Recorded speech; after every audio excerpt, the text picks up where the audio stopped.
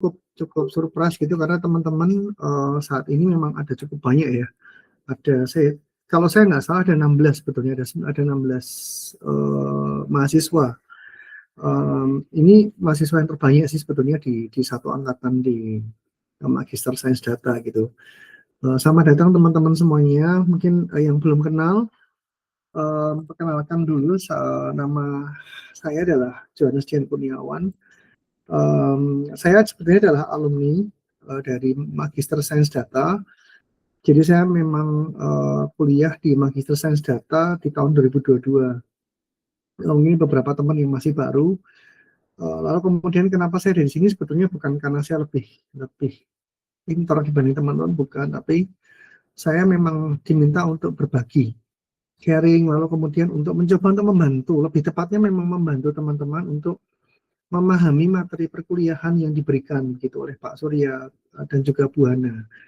Namun memang saya lebih banyak masih ke arah sisi lebih banyak ke coding langsung begitu ya. Nanti mungkin kalau memang ada hal-hal yang mungkin teman-teman sambil berjalan mau ditanyakan silahkan. Lalu kemudian untuk sebelum teman-teman tanya, Kak asensinya udah dibuka belum? Belum. Memang nanti mungkin setelah akhir perkuliahan aja teman-teman, karena nanti setelah ini saya Kak Ajo lagi lebih fokus untuk langsung kita bisa bersama-sama langsung memulai sesi kita di malam hari ini. Tapi sebelumnya izinkan itu sedikit perkenalan dari Kak Ajo dulu. Jadi sekali lagi kita di sini bareng-bareng sama-sama belajar teman-teman. Kak Ajo juga merasa banyak kekurangan sih, banyak hal yang harus kita diskusikan bersama. Saya percaya juga teman-teman mungkin dengan berbagai macam background.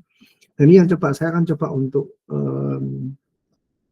berbagi ya teman-teman. Harapannya kita semua yang berbeda background ini bisa memahami basicnya dulu.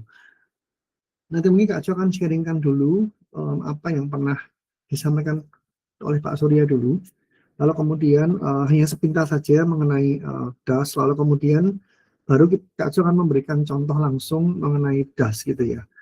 Lalu kemudian bukan dibandingkan, tetapi kemudian ada topik kedua namanya PySpark. Nah di malam ini Kak Jo sebenarnya hanya menggunakan satu dataset yang sama, hanya menggunakan dua metode yang berbeda. Tujuannya ini teman-teman nanti bisa melihat langsung bagaimana sih big data itu bisa dianalisa begitu ya, dan metodenya kan cukup banyak ya. Mungkin buat teman-teman yang baru bergabung beberapa waktu terakhir, terutama teman-teman yang dari GMKI gitu ya. GKMI atau GMKI, saya salah ngomong jangan-jangan. Yaitu nanti kita sama-sama belajar. Jadi sekali lagi kita refresh, lalu kemudian mungkin siapa tahu waktu kuliah kemarin juga belum tercerahkan gitu ya, sehingga harapannya dengan diskusi malam ini kita sama-sama bisa saling membangun, saling belajar. Itu teman-teman, sebelumnya kita akan berdoa dulu. Mari kita akan memimpin dalam doa sebelum kita akan mulai diskusi kita malam hari ini.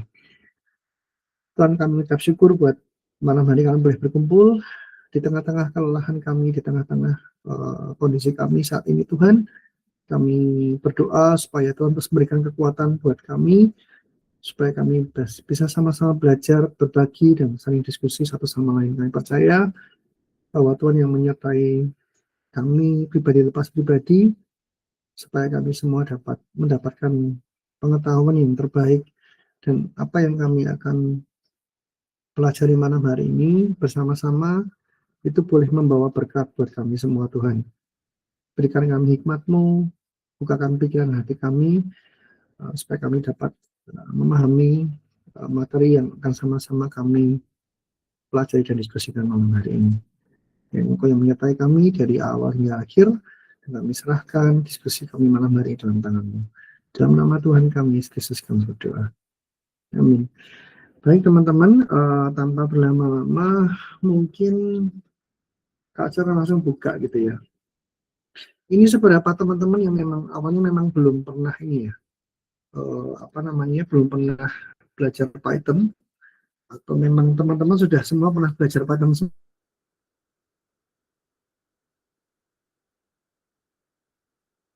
ini, kecuali yang mungkin yang sudah ya.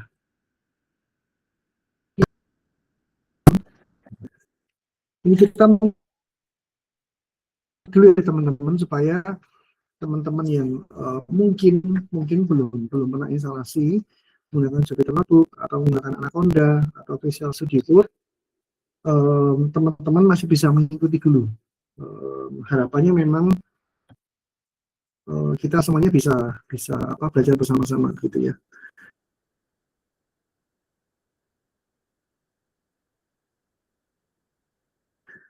Ini sebentar saya akan coba untuk kembali ke konsep data boleh, karena sesi ini bukan kuliah tapi sebetulnya lebih ke arah kita sharing gitu ya. Jadi bukan semata-mata Kak Jo yang harus selalu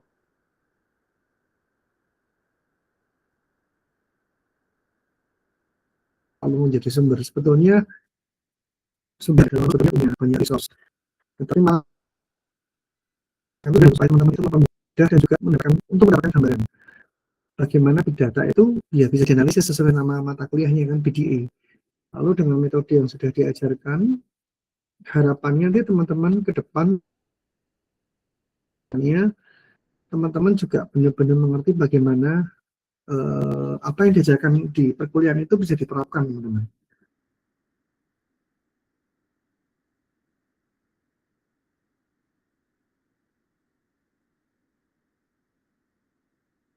Ini mungkin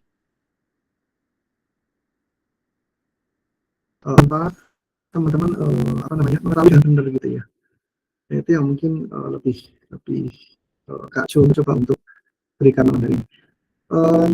Jadi di perkuliahan Mas Surya di awal-awal ya, saya Kak Jo review aja. Jadi big data ini sebetulnya tidak bicara cuma masalah volume, teman-teman. Jadi ada 5 hal yang bisa kita nanti bisa sama-sama pelajari gitu ya. Jadi menariknya big data itu adalah pemahaman kita tuh sebenarnya masih salah. Bahkan Kak Jo pun salah waktu di awal. Kak Jo juga sama punya pemahaman bahwa big data ini hanya semata-mata bicara mengenai volume. Volume itu berarti besar ukuran datanya, sorry. Nah, ini. Ukuran data ini yang sering jadi ukuran kita diskusi dengan banyak orang, kita sharing dengan banyak orang. Itu seringkali yang kita sampaikan ke orang itu pasti seberapa gede datanya gitu ya. Atau mungkin data yang kita punya itu selalu diukur hanya menggunakan volume atau ukuran datanya langsung. Nah, ternyata setelah belajar gitu ya, setelah sama-sama belajar dengan belajar dengan data yang benar-benar dalam,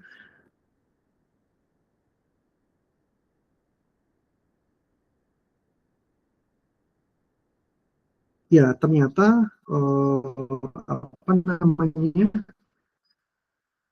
big data ini ternyata nggak cuma hanya masalah data itu saja gitu. Nah, mungkin jangan ganti sebentar ini dengan data-data yang benar-benar sebetulnya betul memang besar gitu ya. Ukurannya bahkan kalau diajarkan oleh Pak Surya kemarin waktu perkuliahan, mungkin teman-teman sudah melihat ada yang sampai satuannya petabyte begitu. Tapi mungkin hari ini Kak Jo akan mencoba untuk menampilkan sebuah contoh sederhana dulu. Karena data ini sebetulnya bisa bermacam-macam, teman-teman. Bisa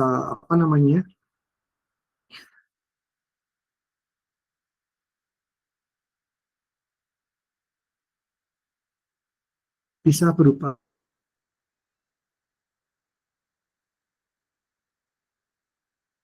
teks, bisa gambar, bisa video gitu ya. Atau mungkin kita juga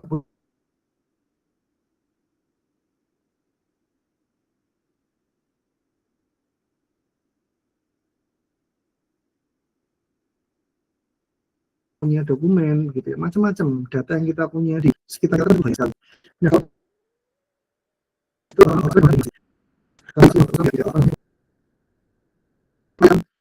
kita coba untuk lihat langsung dengan menggunakan data yang asli.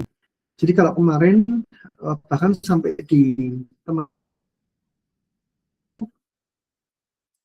ketika Kak Jo buka file coding dari Pak Surya, itu Kak Jo melihat bahwa di sana lebih banyak kita masih menggunakan data-data yang dihasilkan langsung dari coding.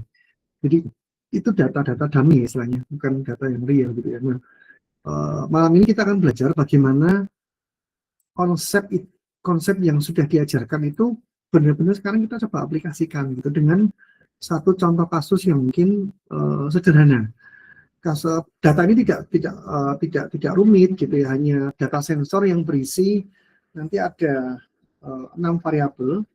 Lalu kemudian datanya itu sebenarnya didapatkan dari pengukuran suhu lingkungan. Jadi nanti ada suhu, ada kelembapan, lalu kemudian ada pressure, ada altitude, lalu kemudian ada juga pengukuran partikel udara. Maksud partikel di udara itu diukur gitu ya. Nah, nanti kita akan lihat bagaimana konsep 5V-nya ini yang mungkin sedang teman-teman lagi tampilkan atau tampil ini itu bisa benar-benar dibuat. Ini kan kalau teman-teman perhatikan contoh dari yang dibuat oleh Pak Surya itu masih menggunakan ini seperti random. Ini kan data-data yang memang di-generate secara coding begitu ya. Jadi dia tidak membaca data yang memang diambil dari satu sumber gitu. Nah ini kemudian pada konsepnya adalah kita jadi datanya seberapa besar begitu kan. Nah ini akan teman bisa belajar dan melihat langsung bagaimana yang pertama adalah DAS, nanti yang kedua adalah kita akan menggunakan namanya PySpark. Ya, nanti harapannya teman-teman bisa memahami, karena kalau teman-teman sudah memahami kita akan masuk ke nanti kemudian menggunakan query sebetulnya atau menggunakan database. Waktu pertemuan awal sebenarnya yang kedua waktu itu Pak Jus sempat sampaikan kita bisa menggunakan MySQL gitu ya, karena dengan jumlah data yang besar itu kita bisa melakukan query pada datanya. Query itu maksudnya kita bisa meminta atau kita bisa melihat data berdasarkan dari kriteria yang kita inginkan. Nah, DAS ini adalah salah satu pustaka Python yang digunakan untuk menangani data yang lebih besar gitu ya. Dan cara kerjanya itu memang dia efisien dibanding dengan yang namanya Pandas. Nanti Pandas ini sebetulnya adalah library juga yang dipakai di Python, tetapi memang ini kalau teman-teman perhatikan Pandas ini punya keterbatasan yaitu RAM-nya itu terbatas. Lalu kemudian, tetapi kalau untuk DAS itu dia mampu melakukan streaming atau bahkan dia bisa melakukan chunk. Chunk itu berarti dia artinya bisa mengakomodasi data yang lebih besar, artinya lebih punya daya tampung yang besar begitu. Teman-teman bayangkan ya kita punya sebuah wadah gitu ya. Nah wadahnya kalau Pandas mungkin hanya kecil, tapi sementara DAS ini mungkin bisa sampai 2-3 kali lipatnya dari Pandas. Dan secara kecepatan, jelas Pandas ini dia lebih lambat dibanding DAS. Dia kenapa lebih lama Kak Jo? Karena di Pandas ini sistemnya adalah single threaded, jadi dia dibelakannya bukan multi threaded. Jadi data itu diolah seperti halnya kayak kalau teman-teman gambaran yang paling mudah adalah teman-teman ngeprint gitu.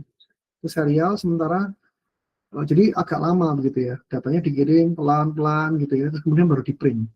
Nah sementara kalau DAS ini dia langsung bisa kita akomodir dengan jumlah yang sangat besar gitu. Kalau kemudian nah ini DAS ini juga eksekusinya tidak perlu langsung sehingga nanti bisa menghemat memori. Kalau kemudian data sedianya bisa bahkan sampai 10 juta baris kan. Lebih besar pun bisa begitu. Hanya memang nanti yang teman-teman nanti yang Kak Cep perlihatkan sebetulnya adalah dataset yang masih jumlahnya sekitar masih hampir 2 juta. Jadi belum mencapai 10 juta baris memang sih.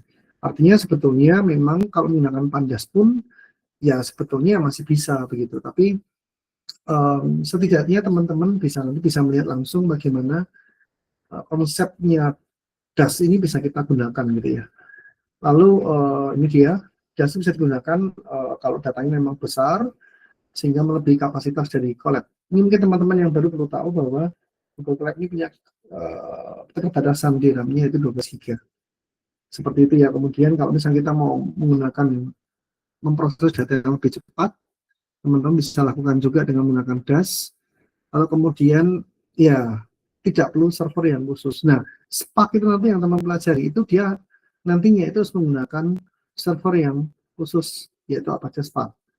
Itu perbedaannya dengan DAS. Ya, artinya kalau di DAS ini kita memang tidak membutuhkan server, sehingga data juga otomatis kalau tidak membutuhkan server ya bisa kita simpan dengan memori yang lebih hemat. Tapi kalau misalnya menggunakan Apache ini berarti dengan server yang khusus, nanti teman-teman ya otomatis harus mengarahkan datanya dulu untuk disimpan di servernya dia dulu. Ya, baru kemudian baru kita proses, agak lebih ribet ya. Seperti itu gitu ya. Nah, kalau teman-teman perhatikan, ini Kak Jo tidak akan menjelaskan secara ini langsung ya, tapi kemarin waktu itu dari 5 hal ini yang kita lakukan itu sebetulnya kalau teman-teman perhatikan dari yang awal itu nanti yang dihitung adalah pertama adalah volume, lalu kemudian kecepatan prosesinya gitu ya, lalu kemudian berikutnya adalah ini apa namanya ya memorinya, butuh memori berapa begitu, lalu kemudian tipe datanya itu bisa bermacam, contohnya aja, lalu kemudian nah data juga perlu dibersihkan. Jadi kalau teman-teman perhatikan nanti kita akan lihat kalau di contoh yang disajikan ini memang langsung hanya dihitung berapa yang nol, berapa yang kemudian apa namanya ISNA begitu ya. Nah itu apa namanya nanti kita akan melihat bagaimana sih sebenarnya kalau kita berhadapan dengan data yang asli. Ada sedikit prosedur yang harus kita lakukan dan itu memang tergantung dari tipe datanya. Nah nanti yang kita akan jadikan sebuah diskusi gitu teman-teman. Kemudian value ya kita bisa mencari rata-rata, bisa mencari informasi dari data yang kita analisa. Ini berarti jangan analisa datanya teman-teman. Itu ya. Kalau ini memang hanya sekedar hanya untuk menunjukkan bagaimana simulasi DAS-nya gitu ya. Secara mendetail begitu. Nah ini kira-kira yang di awal yang waktu itu memang sempat dibahas oleh di perkuliahan gitu ya. Jadi Kak Jo tidak akan mengulang sebetulnya, tetapi nanti yang Kak Jo akan lebih banyak berikan adalah lebih ke arah kita bisa, nah ini kayak contoh ini, kita langsung ambil di nomor 7 ini, bahwa DAS itu bisa kita pakai untuk membaca data, lalu kemudian kita bisa mencari nilai maksimum, kemudian bisa melakukan visualisasi datanya, lalu kemudian apa namanya bagaimana kita bisa menampilkan informasi datanya, itu yang penting. Itu harapannya malam ini teman-teman akan bisa melihat langsung bagaimana data yang real itu bisa kita olah dan gimana sih cara kita bisa mengolah data yang sebenarnya begitu ya. Karena kita memang harus tahu teman-teman tipe datanya seperti apa. Lalu kemudian setiap tipe data atau jenis data itu juga cara pengolahannya pasti akan berbeda-beda. Nah ini yang akan Kak Jo sampaikan di sharing malam hari ini, yang sudah disajikan oleh Pak Surya di perkuliahan. Teman-teman itu bisa nanti mendapatkan gambaran gitu ya. Seperti itu teman-teman. Ini Kak Jo coba untuk ganti sharingnya. Jadi mungkin untuk teman-teman yang baru, karena memang mungkin apa yang sudah kita ini sudah pernah dipelajari di awal gitu. Kalau misalnya memang diulang kan juga terlalu lama. Jadi Kak Jo lebih banyak. Nah, misalnya kan langsung hanya menggunakan istilahnya kita hanya menggunakan buat datanya juga menggunakan data random gitu. Nah sehingga mungkin teman-teman juga akan bertanya-tanya gitu. Gimana sih sebenarnya aplikasinya Kak? Kayak apa sih realnya kita tuh bermain dengan big data itu kayak apa sih sebenarnya? Ya, itu kita akan sama-sama melihat di malam ini begitu teman-teman ya.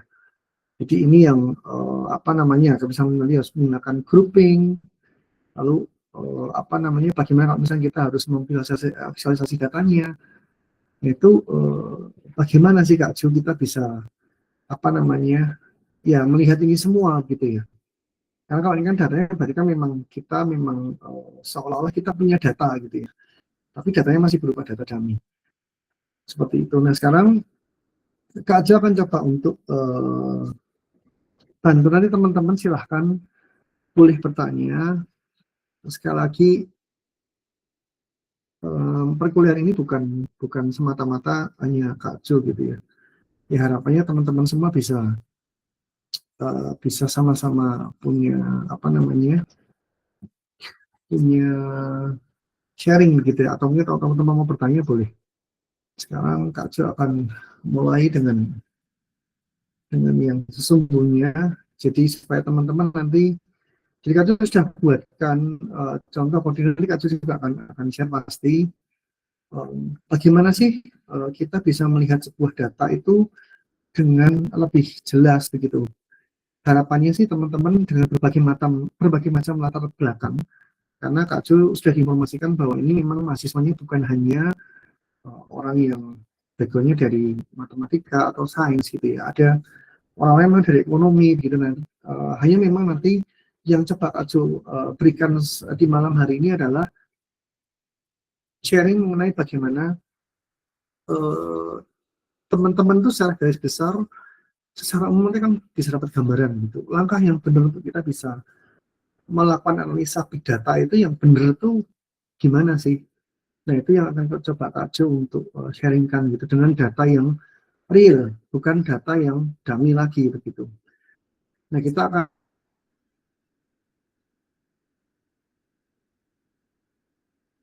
melihat, ini judulnya data analisis apa yang belum pipeline. Jadi nanti data ini apa sih? Nanti Kak Jo akan tunjukkan bagaimana di kenyataannya kita akan berhadapan dengan data-data yang nggak ideal. Tapi ini makanya Kak Jo mulai dengan sebuah contoh yang mungkin tidak rumit dulu, supaya teman-teman ini bisa belajar gitu ya, dengan sesuatu yang mudah dulu gitu, sesuatu yang mungkin tidak sulit. Karena Kak Jo percaya dengan bantuan AI pun teman-teman sebetulnya udah bisa apa namanya belajar. Ya kan teman-teman mungkin belum tahu gitu. Kalau dari perkuliahan kan teman-teman tadi itu ya belajar bagaimana teman-teman mencoba belajar data dengan, tapi data dummy gitu ya. Nah sekarang gimana kalau sekarang pertanyaannya, ini ceritanya teman-teman sekarang dianggap nih punya sebuah case, punya sebuah kasus gitu ya. Lalu gimana caranya teman-teman untuk bisa menganalisa kasus ini begitu. Nah, kita akan mencoba melihat yang pertama ya pasti kita akan definisikan dulu library-nya. Nah, pasti ditanya nih kalau teman-teman yang baru atau yang mungkin baru bergabung pasti akan biasanya kan bertanya sih biasanya, Kak Jo, library apa yang biasanya harus saya pakai Kak Jo? Ya itu tergantung, memang tergantung dari satu tipe datanya apa, yang kedua apa yang mau kita analisa. Ya itu memang benar teman-teman bisa menggunakan GPT begitu ya. Kalau sementara teman-teman ya biasanya kan dikasih soal, kemudian tadi ada latihan soal dari Pak Surya, lalu kemudian teman-teman kemudian ya dengan GPT pastikan, terus kemudian ya wis pokoknya pertanyaan saya lempar ke GPT selesai ya. Lalu kemudian muncullah ya tiba-tiba muncul aja Kak Jo, ya, GPT-nya langsung bilang ini gitu ya. Ya cuman mungkin Kak Jo sedikit jelaskan, karena kita tujuannya adalah memakai data frame ya, sehingga library yang kita pakai juga disesuaikan. Oh, aku menggunakan DAS seperti yang tadi. Kemudian untuk menggambar, karena ingat kita punya di konsep data 5V itu kita punya value. Nah, value itu salah satunya adalah kita bisa menampilkan apa yang menjadi data yang kita punya, itu kita tampilkan menjadi sebuah visualisasi. Harapannya nanti kalau teman-teman lihat itu, teman-teman jadi terbantu, bisa memperkirakan dari data yang sudah kita dapatkan tadi, kita gambar tadi, kita visualisasikan supaya kita itu dapat pemahaman yang lebih jelas tentang data yang kita hadapi sekarang. Bagaimana karakteristik datanya. Nah itu sangat menarik kalau teman-teman akan melihat gitu di malam ini. Lalu kemudian berikutnya ya Pandas, ya ini sebetulnya kalau dipakai Pandas, kebayang nggak sih Kak Ju? Nanti kita kan juga masih menggunakan Pandas, tapi bukan untuk melakukan analisa data sih memang. Tapi kita masih menggunakan data frame-nya Pandas. Jadi nanti akan ada part atau bagian di mana kita harus memang menggunakan library Pandas, tetapi tidak untuk melakukan analisa big data-nya. Lalu time ini dipakai untuk mengukur, karena nanti di apa namanya di simulasi yang Kak Jo buat ini itu Kak Jo samakan supaya teman-teman tuh dapat gambar yang jelas dari yang dijelaskan di sharing sebelumnya di perkuliahan, sehingga nanti nyambung gitu ya. Jadi tidak Kak Jo buat topik sendiri lah kemudian teman-teman bingung sendiri. Ini sudah Kak Jo menyikapi supaya membantu teman-teman. untuk mendapatkan pemahaman yang lebih baik gitu, terutama untuk terkait dengan big data analisis. Lalu SIS ini adalah sistem nanti kita akan gunakan juga untuk nanti kalau misalnya kita harus ngecek folder, kita membaca folder gitu, itu kita gunakan. Nah itu beberapa alasan kenapa kok library cuma 1, 2, 3, 4, 5 ya. Memang library nggak usah banyak-banyak. Jadi teman-teman jangan kemudian mencoba membuat atau list library jangan terlalu banyak. Sesuai yang kita butuhkan gitu ya. Itu teman-teman, lalu kemudian nah ini dimulai dengan pembacaan datanya dulu. Nah nanti memang Kak Jo akan share juga datasetnya supaya teman-teman bisa bermain gitu ya. Karena kalau nggak dilihat datasetnya, teman-teman nanti copy paste coding ini, teman-teman Kak Jo downloadkan ini lah ya, nggak bisa kalau nggak ada datasetnya begitu. Nah, cara membaca dataset pun itu sebetulnya di big data itu banyak teman-teman. Ada banyak cara, ya, baik yang melakukan pembacaan rate CSV seperti ini, seperti yang ada di perkuliahan, atau bahkan teman-teman juga di perkuliahan sudah diajarkan, Kak Jo sudah sempat lihat kok itu di coding yang topik ketiga atau yang keempat ya. Kayaknya teman-teman sudah diajarkan bagaimana teman-teman langsung bisa download dataset, datanya itu langsung dari sebuah website menggunakan perintah namanya widget. Nah itu baru 2 metode. Ada sebenarnya metode lain gitu untuk supaya kita bisa mendapatkan datanya. Misalkan ini kalau datanya single nggak masalah teman-teman. Ini datanya masih berupa data yang single, itu artinya ini hanya ada satu data CSV. Tapi bagaimana kemudian kalau bentuknya dia zip atau dikompres? Nah itu akan ada cara lain lagi gitu ya. Jadi bahkan hanya dari sekedar membaca datanya aja, ini baru tipe data yang CSV. Belum nanti tipe data yang TXT. Lalu kemudian mungkin ada Word mungkin. Bisa jadi. Atau dia berupa notepad. Atau tipe data yang lain. Lalu bagaimana Kak Jo? Nah, itulah makanya kenapa teman-teman itu sebetulnya kalau kita mau belajar semua ya banyak sekali teman-teman.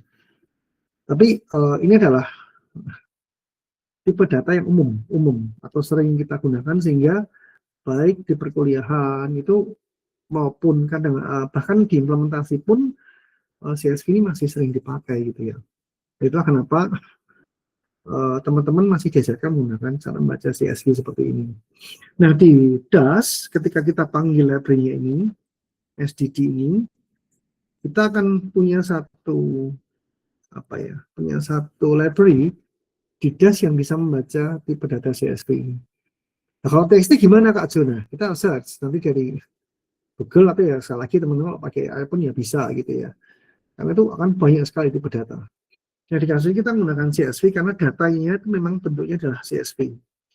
Lalu kemudian ini berarti tipe data ini sekarang itu ada di dalam G Drive. Kalau teman-teman nanti perhatikan kalau ada tipe data yang seperti ini, nah ini artinya dia ada di konten G Drive dengan nama My Drive. Mungkin waktu itu teman-teman sudah pernah Kak Jo ajarkan gitu. Jadi di Google Collapse itu ada satu part ini, files, kemudian teman-teman buka seperti ini, diklik. Nah, kemudian teman-teman memang harus klik ini. Jadi, bentar. Nah, ketika dibuka, nah nanti akan muncul seperti ini teman-teman. Ini tampilannya. Ini kalau bagian yang gambar folder G Drive ini itu harus dalam kondisi kesilang gitu ya. Karena kalau enggak, ini berarti otomatis dia nggak akan connect. Ya sekali lagi Kak Jo mengingatkan lagi bagaimana teman-teman kalau berhadapan dengan data yang ada di dalam G Drive, atau cara kedua teman-teman bisa upload memang. Jadi tidak langsung lalu kemudian dibaca. Cuman caranya adalah kalau teman-teman mau membaca datanya ini ya, otomatis teman-teman nanti kemudian harus membacanya ini jangan dianmong seperti ini. Jadi kalau sudah di-connect, ya otomatis teman-teman harus connect datanya seperti ini. Nah, seperti ini. Kalau teman-teman mau bermain dengan datanya ya teman-teman harus connect-kan ini, artinya datanya di-upload di dalam G Drive. Kemudian ini harus di mount dulu, jadi mounting dulu seperti ini. Nah ini dikonekkan dulu ke Google Drive supaya nanti ketika dibaca itu data yang teman-teman sekarang lagi lihat itu bisa dibaca gitu. Sebentar ya. Ya, saya memang nanti akan keluar otomatis gitu, ini akan keluar my drive dan akan keluar drive-nya sebetulnya teman-teman. Jadi posisinya sebetulnya dia akan keluar di drive-nya begitu. Nah ini dia. Kamu perhatikan setelah di mount itu akan keluar, makanya dia bilang konten drive itu ada di sini. Kalau kemudian dia ada di my drive, jadi setelah drive dibuka ada my drive seperti ini. Kemudian teman-teman backdown lagi satu. Lalu kemudian nah dia lagi mencari ini, dia lagi. Nah itulah kenapa kita mengenai import sys. Itu tujuannya adalah kita memang mau membuka sistem yang ada di dalam ini. Lalu ya dicari memang. Ya, kita mencari aja misalkan datanya Kak Jo, nah Kak Jo kan pakai data ini namanya. Lalu kemudian tanda paketnya dia titik-tiganya itu kemudian di copy paste seperti ini. Lalu kemudian dikopikan ke sini. Nah itu asalnya kenapa ada perintah konten my drive data sensor. Atau cara kedua ya udah diupload aja langsung. Kalau ini kelamaan ini. Ya sudah datanya ada di mana, misalnya sudah di-download, kemudian teman-teman upload. Nanti sama ketika keluar nanti dia akan keluarnya justru malah seperti ini. Jadi keluarnya bahkan akan langsung tidak di dalam folder, tetapi di luar folder jadinya. Itu mungkin lebih memudahkan. Nanti jangan keluarnya di sini teman-teman, di antara sampel data ini. Di bawah sampel data ini kan tiba-tiba akan keluar, lalu kemudian nah teman-teman tinggal klik, kemudian copy paste sama. Ya, itu cara membaca datanya seperti itu. Nah, lalu kemudian berikutnya adalah, nah ini akan jadi pertanyaan juga. Teman-teman perhatikan. Nah, di kasus ini teman-teman, ini karena sudah data yang real, nanti akan ada data yang dia itu tidak kita gunakan. Jadi kalau teman-teman perhatikan ini komentarnya sudah jelas ini. Keep only selected columns, itu berarti ada data yang akan dibuang begitu. Nah kita akan lihat ya hasilnya. Jadi ini datanya nih, cara menampilkan di sini. Ini di-compute seperti tadi yang sudah ada di teorinya. Di-compute, kemudian artinya dia dieksekusi, lalu kemudian ditampilkan. Nah kalau teman-teman perhatikan, ini adalah data yang sekarang kita mau analisa begitu ya. Nah sebetulnya data awalnya ini kalau sudah habis nih, kalau sudah langsung diambil gitu ya. Sebetulnya data aslinya itu ada nilai yang none, ada nilai yang dia itu tidak terdefinisi. Sehingga diawali kemudian datanya itu kemudian ya dibuangnya sekali lagi karena memang posisinya data yang tidak semua data itu kita pakai gitu ya. Karena di awal itu nanti yang mau kita gunakan hanya ini. Sedikit aja penjelasan. Jadi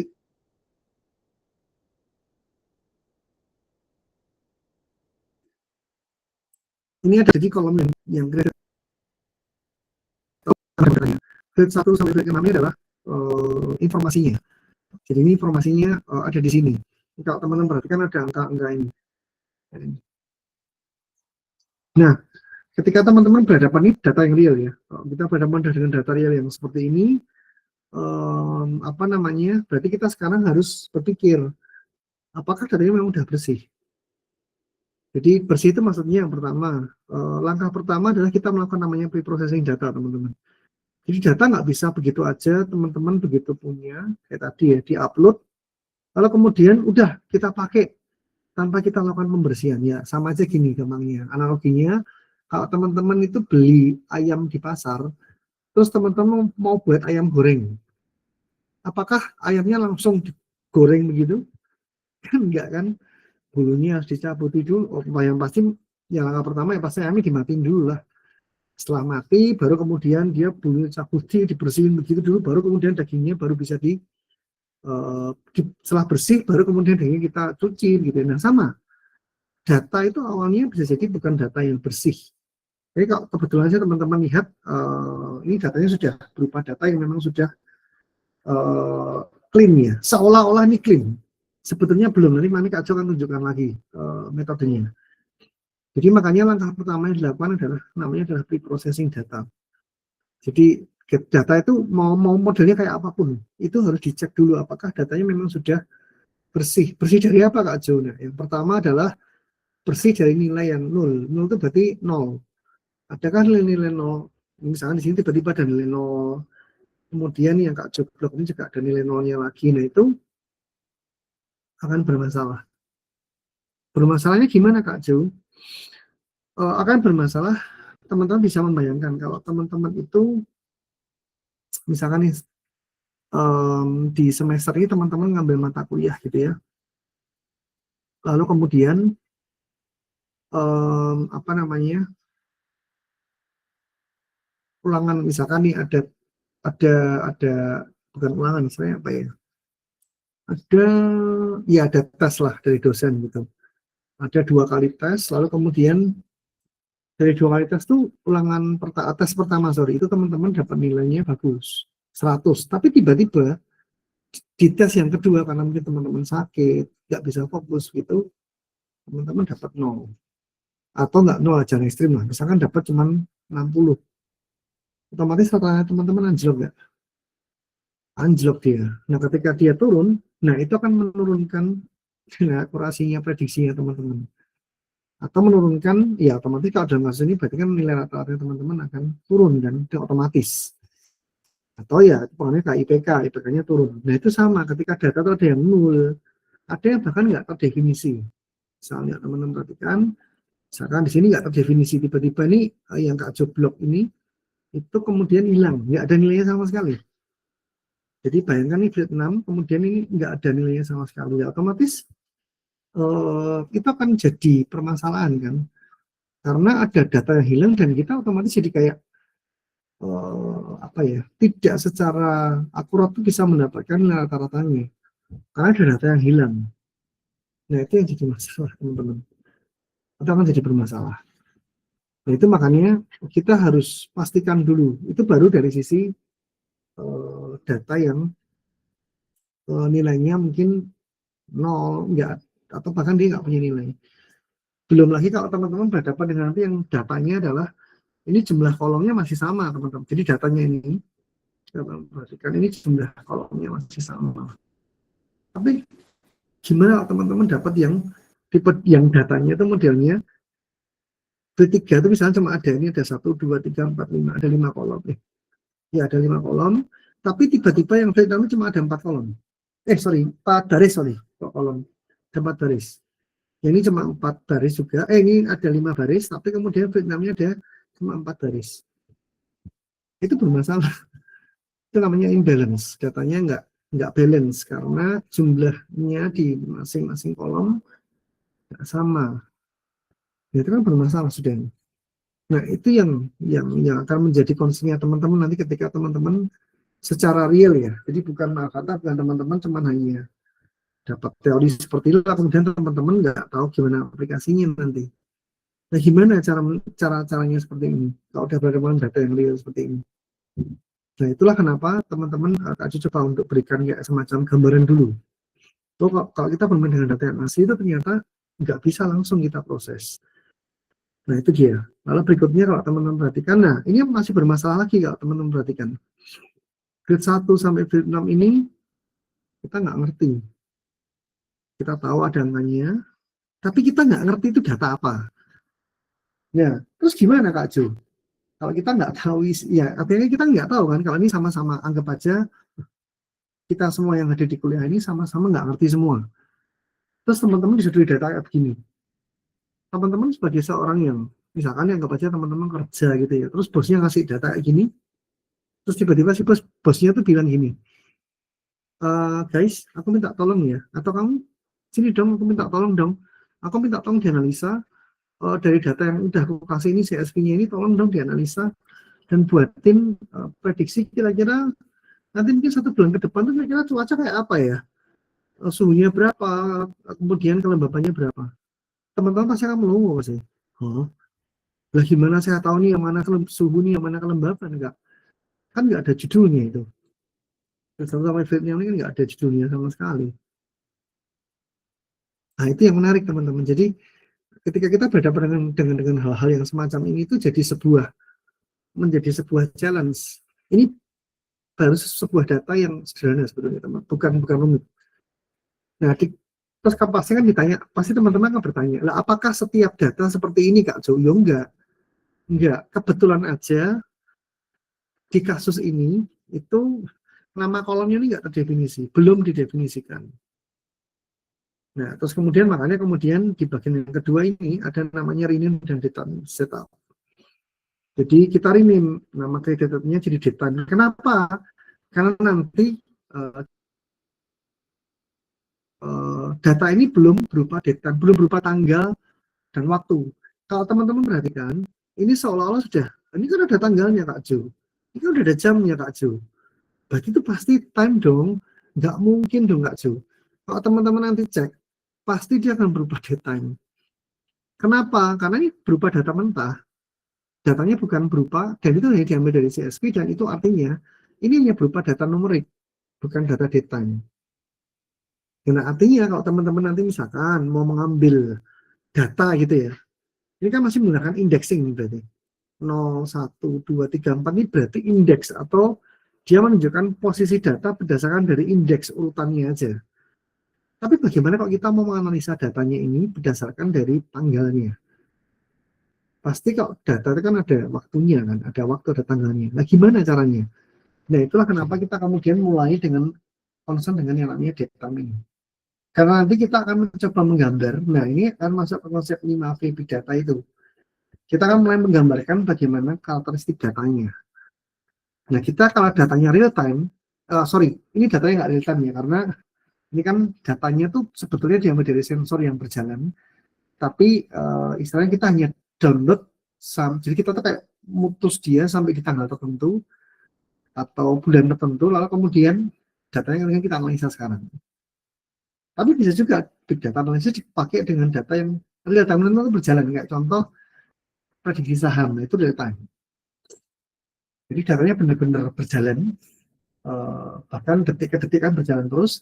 Teman-teman pernah main saham atau pernah lihat ya, itu kan datanya jalan terus itu naik, tiba-tiba dia candlenya turun, lalu kemudian mungkin kan turun lagi gitu. Nah itu kemudian teman-teman kan diminta untuk menganalisa, dan itu namanya analisa data yang secara real time. Ya, memang. Lalu kemudian, nah kita lakukan ini. Oh, V1 ternyata namanya ini Kak Jo, V2-nya namanya ini, dan seterusnya gitu ya. Nah, bagaimana saya bisa tahu Kak Jo? Nama datanya itu apa aja, apa namanya, bagaimana teman-teman bisa tahu gitu ya. Nah ini yang teman-teman nanti kita akan jadi tahu sekarang kasus per kasus. Nah ini kebetulan memang data ini Kak Jo yang tahu gitu ya. Sebenarnya teman-teman ya, Kak Jo minta sebentar nih Kak Jo, apa namanya, saya tahu sebentar.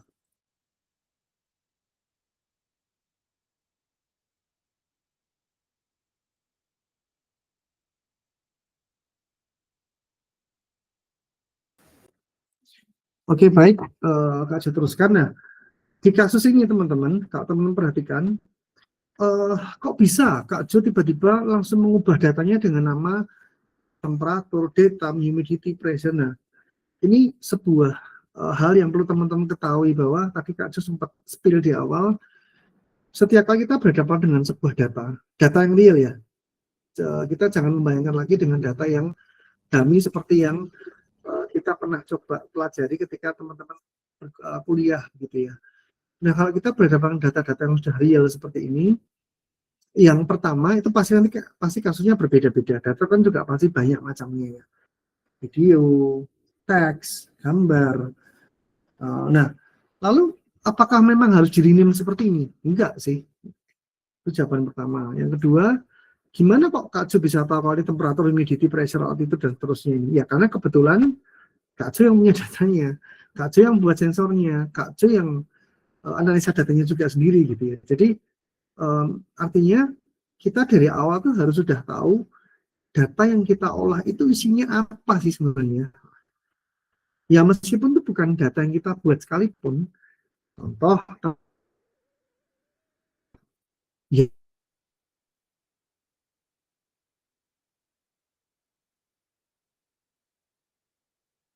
ya kita memang yang bukan buat data, tapi kan teman-teman harus paham data itu isinya apa sih.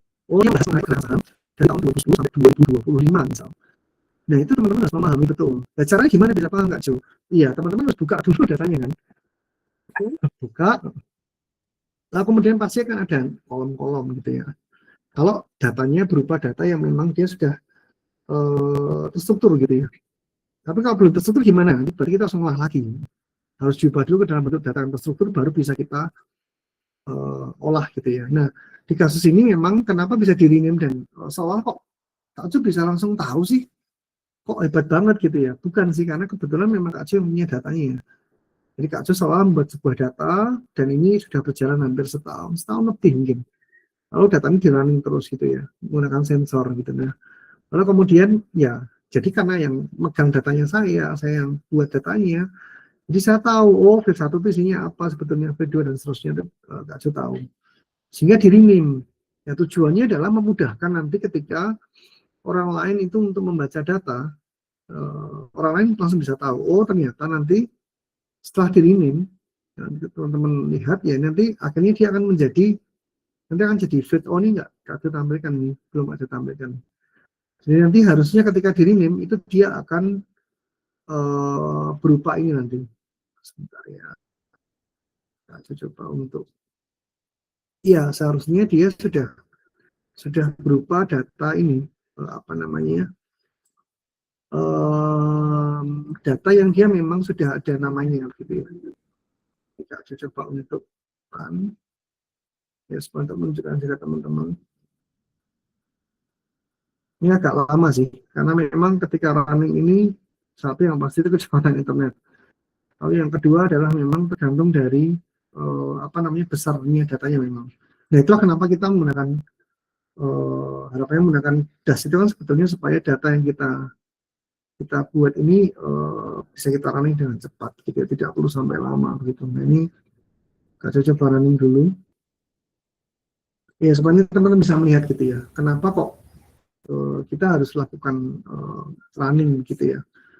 Nah, kalau teman-teman perhatikan dari data yang aslinya tadi, lagi di running itu,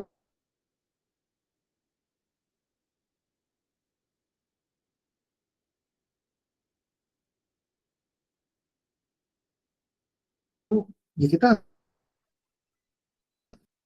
nggak tahu gitu ya,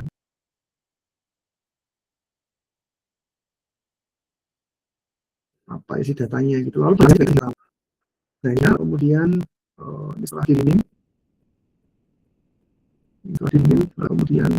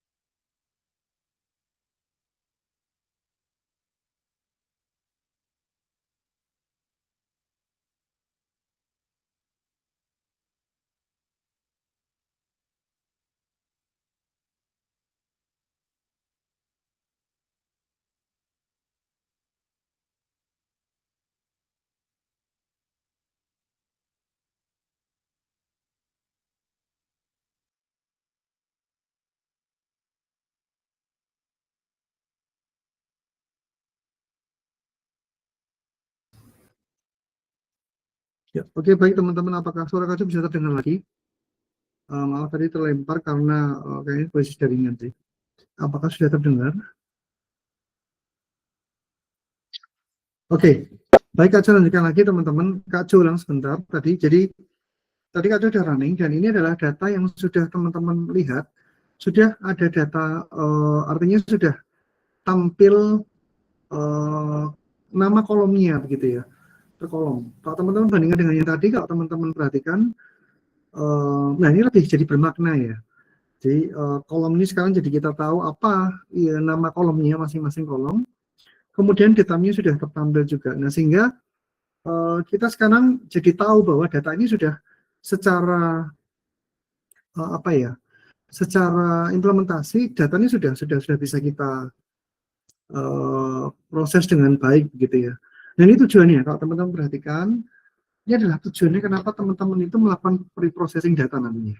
Salah satunya adalah teman-teman menampilkan ini yang disebut sebagai data frame. Jadi supaya teman-teman melihat bahwa oh ternyata datanya seperti ini, dan teman-teman perhatikan ini. Dengan teman-teman menampilkan datanya gitu ya, tidak menggunakan .head tadi ya. Kalau .head itu bedanya adalah teman-teman hanya mengambil beberapa, biasanya defaultnya 5 gitu ya. Nah kalau teman-teman langsung melakukan mengetik ini nama variabelnya clean df, itu berarti data yang sudah dibersihkan gitu ya. Itu ternyata kita punya 1,8 juta data, 1.807.661 data, dan ada 6 kolom di sana. Ini 1, 2, 3, 4, 5, 6, ada 6 kolom di sana. Nah seperti itu. Ya, jadi ini yang kenapa kok kemudian tadi Kak Jo sampaikan dari awal, ini bagaimana kemudian teman-teman bisa tahu bagaimana sebuah data itu ternyata kalau implementasi betulannya secara realnya kita jadi sampai harus seperti ini, tidak hanya sekedar datanya kita baca lalu selesai gitu ya, nggak bisa. Teman-teman pre-processing datanya dulu, bersihkan datanya, ini pun masih harus kita cek nanti. Nah sekarang kalau udah datanya menjadi indeks gitu ya, ini berarti kan dia sudah menjadi sebuah indeks sebetulnya. Nah lalu kemudian ini ceritanya Kak Jo karena tidak mau terlalu banyak yang Kak Jo analisa begitu ya. Ini kalau ditanya lah, kenapa yang diambil cuma 4 kolom Kak Jo? Kok cuma temperatur, humidity, pressure, altitude, kenapa yang ini nggak diambil? Itu tergantung dari kita sebetulnya. Apa yang mau kita analisa? Ya di kasus ini hanya sebagai contoh saja bahwa Kak Jo menunjukkan Kak Jo hanya mengambil 4 aja.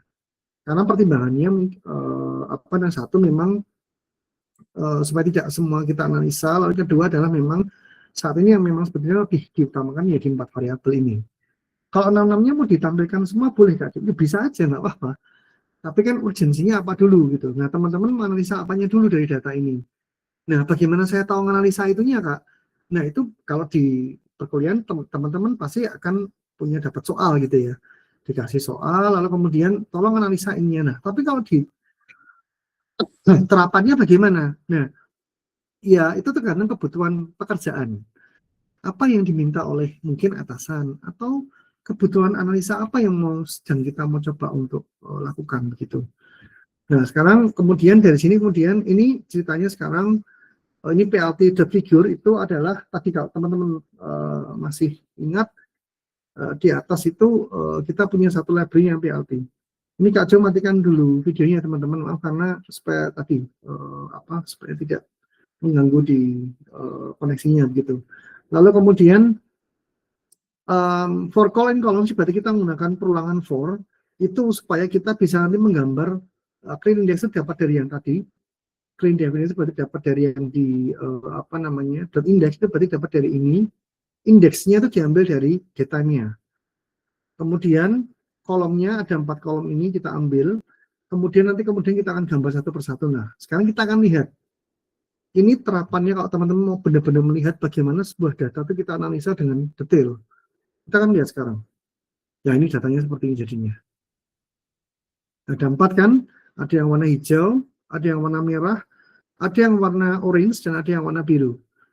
Kalau teman-teman perhatikan, apakah ada sesuatu yang aneh nggak dari data ini? Mungkin ada yang mau sharing gitu kira-kira, ada nggak yang aneh kira-kira dari 4 data ini? Apakah ada yang kira-kira yang melihat ada sesuatu yang ganjil nggak dari data ini? Ada?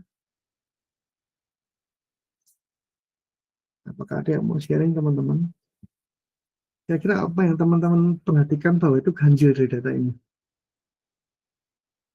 Adakah yang mau sharing mungkin sambil melihat? Jadi kalau teman-teman sekarang berhadapan dengan data yang asli ya seperti ini. Jadi supaya teman-teman dapat gambaran gitu ya. Apa yang konsep diberikan dari perkuliahan, itu sekarang kita terapkan langsung ke sebuah data yang bentuknya langsung real. Pak teman-teman bisa melihat nggak ada sesuatu kah yang teman-teman rasa itu sebuah anomali atau sesuatu yang ganjil dari data ini? Ada? Wih, saya mau mencoba untuk menjawab mungkin atau sharing silahkan. Adakah?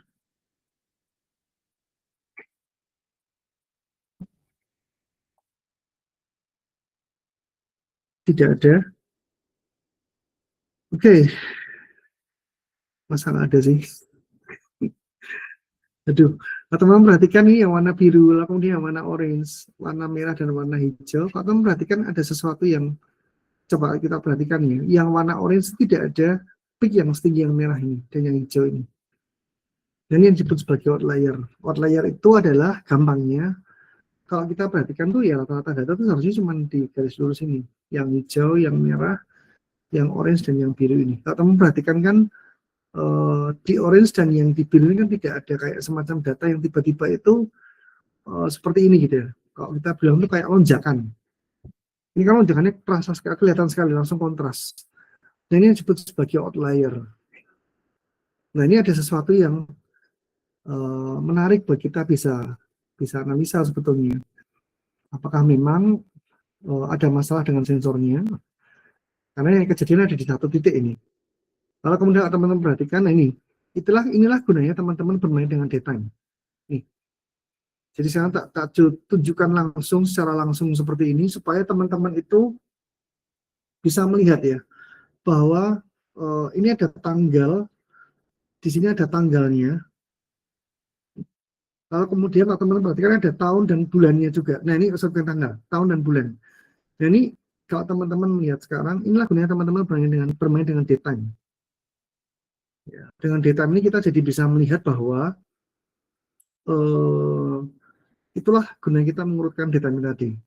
Artinya kita jadi tahu datanya ini secara runtutnya, secara historinya itu dimulai dari tahun 2023 bulan Oktober, bulan November, sampai sekarang 2025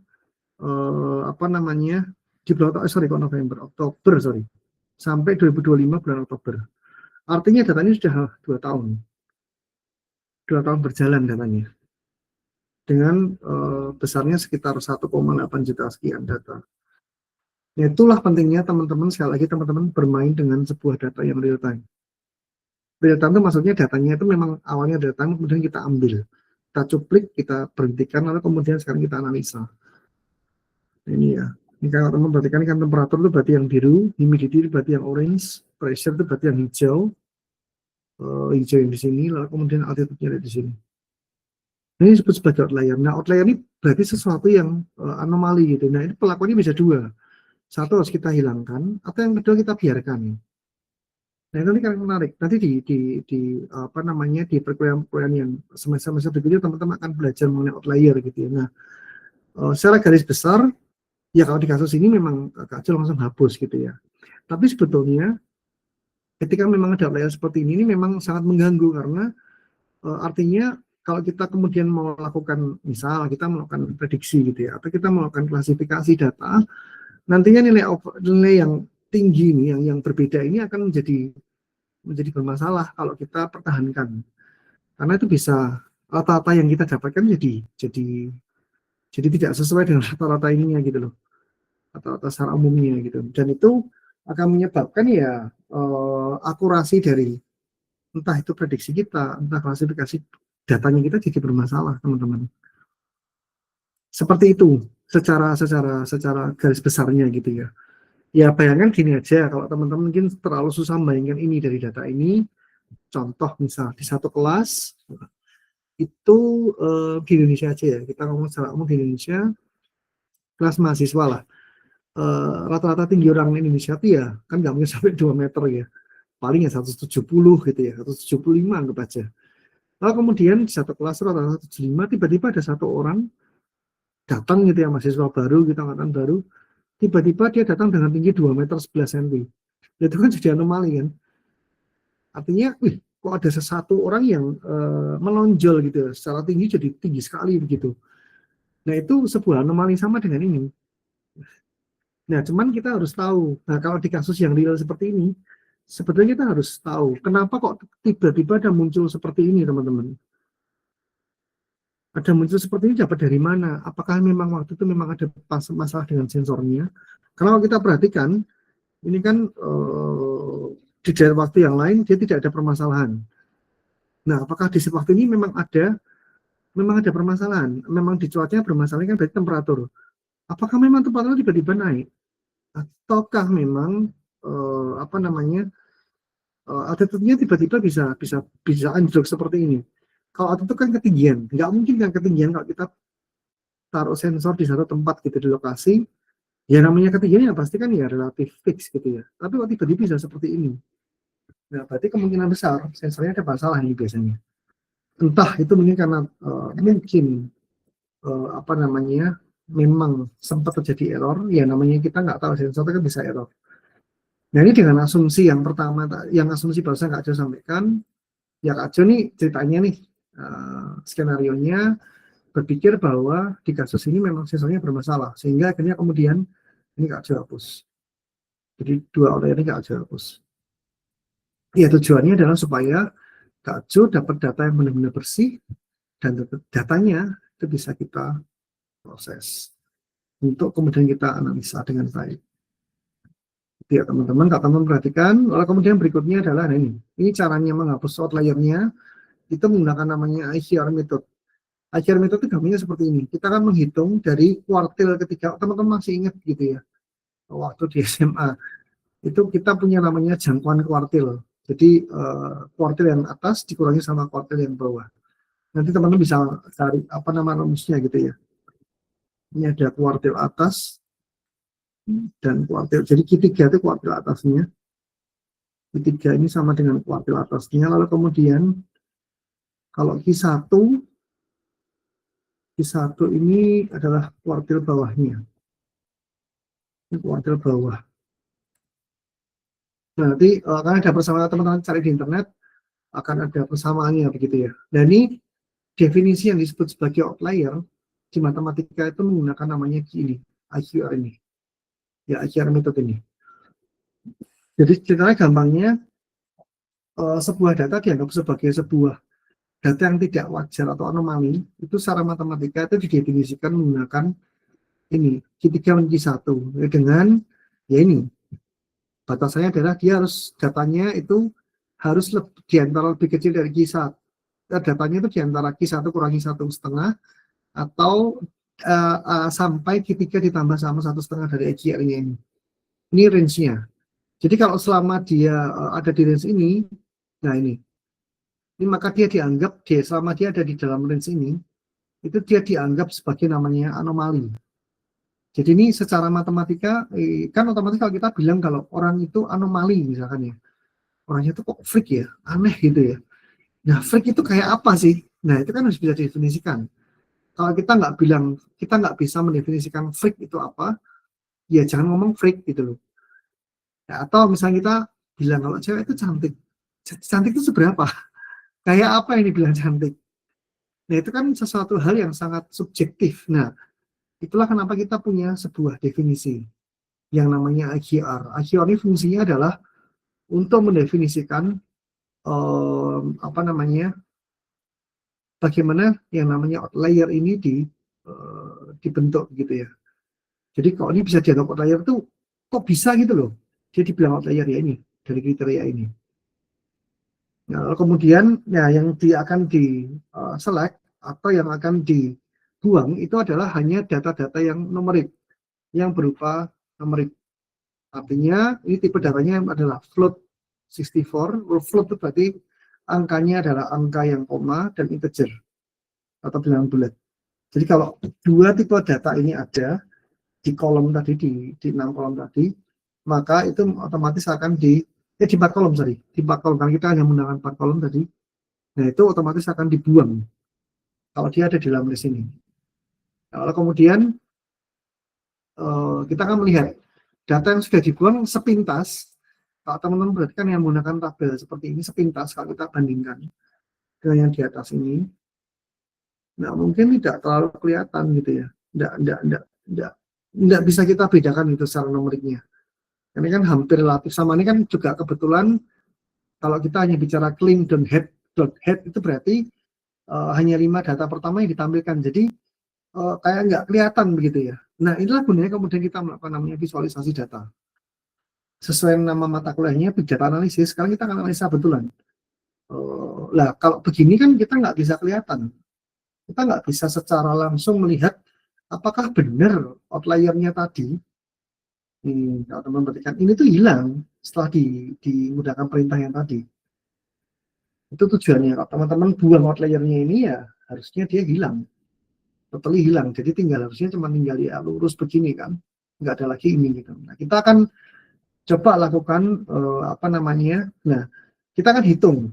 Ternyata setelah ini kita akan coba tampilkan dari kriteria yang kita buat ini, dari kriteria outlier ini. Nah, ini ada berapa data yang dibuang. Ternyata dari 1,8 juta itu ada sekitar 216.000 sekian data itu dianggap sebagai outlier. Jadi ternyata tidak cuma masalah data pencilan ini doang. Jadi nggak cuma satunya kemudian yang dibuang, enggak. Tapi berdasarkan dari kriteria tadi yang kita buat itu data banyak banget nggak sih yang kebuang ya. Ya ini adalah ya memang karena kita harus buang sehingga memang ada data yang memang artinya kemudian kebuang gitu ya. Ada sekian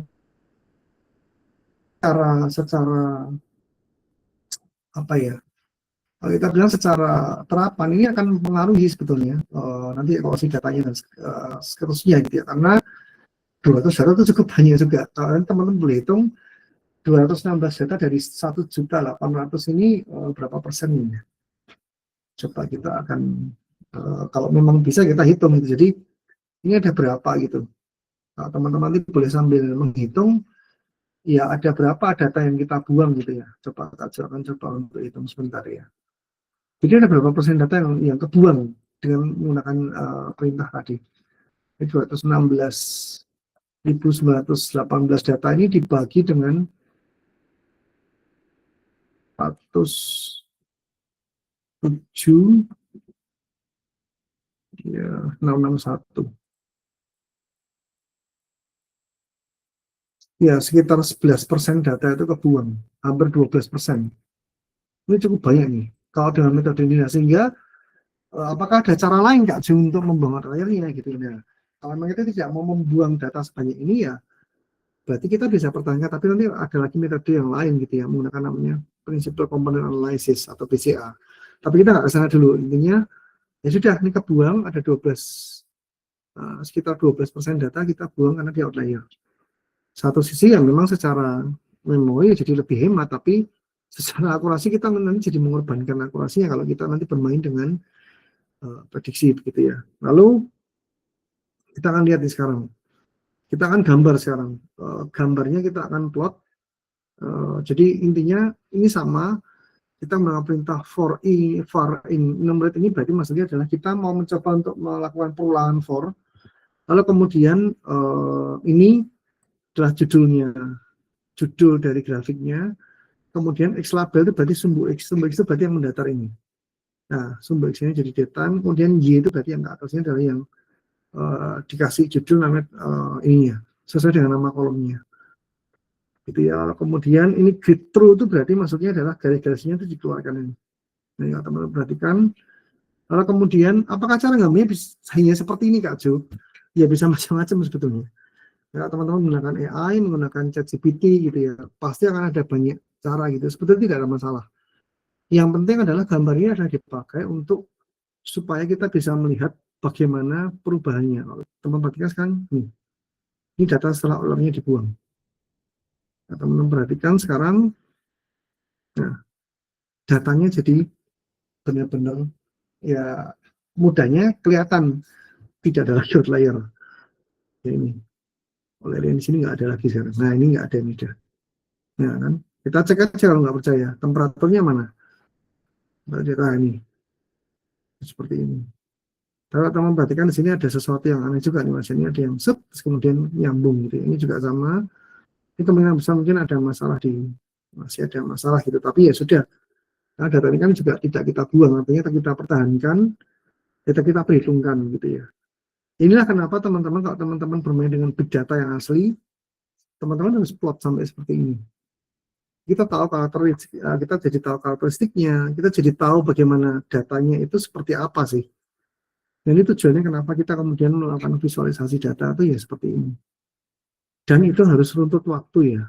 Jadi maksudnya teman-teman kalian berdasarkan waktu ya, ini harus runtut waktunya.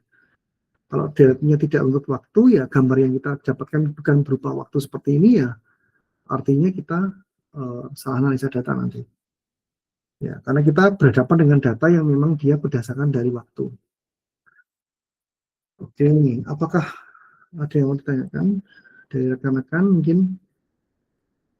ada yang mungkin mau bertanya atau mau sharing sesuatu kan sampai di sini? Ini kita sampai jam 12 malam kah ya?